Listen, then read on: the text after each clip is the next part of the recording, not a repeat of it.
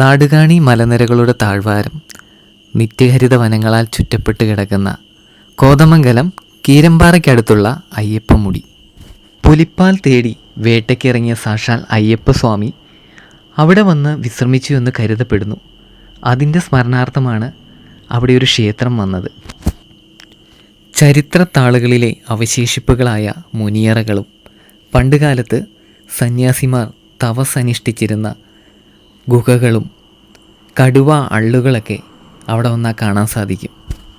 അയ്യപ്പമുടിയിലെ പാറയ്ക്ക് മുകളിൽ വേനൽക്കാലത്തും ഒരിക്കലും വറ്റാത്ത ഉറവക്കുളങ്ങളും പണ്ടുകാലത്ത് നായ്ക്കൾക്ക് ഉരുള കൊടുത്തിരുന്ന ഉരുളപ്പാറയും വേറിട്ടതായി കാണാൻ സാധിക്കുന്നു. വർഷം തോറും അമ്പലത്തിൽ ഉത്സവം നടത്താറുണ്ട്. എല്ലാ മലയാള മാസത്തിലെ ആദ്യത്തെ ശനിയാഴ്ച രാവിലെയാണ് പൂജ. മണ്ഡലകാലത്തിലെ എല്ലാ ശനിയും വൈകിട്ട് പൂജയും ദീപാരാധനയും, കുംഭമാസത്തിലെ ഉത്രം നാളിൽ പ്രതിഷ്ഠാദിന ഉത്സവവും നടത്തുന്നു. വിഷുവിൻ്റെ തലേ ദിവസത്തെ വിഷുവിളക്കും പ്രധാനപ്പെട്ടതാണ്. ഇതിൻ്റെ സമീപ പ്രദേശമാണ് പൂതത്താൻകെട്ടും തട്ടേക്കാടും കുട്ടമ്പുഴയും ഇടമലയാറും പൂയംകുട്ടിയൊക്കെ. കോതമംഗലത്തുനിന്ന് ഏകദേശം 6 കിലോമീറ്ററാണ് അയ്യപ്പമുടിയിലേക്കുള്ള ദൂരം.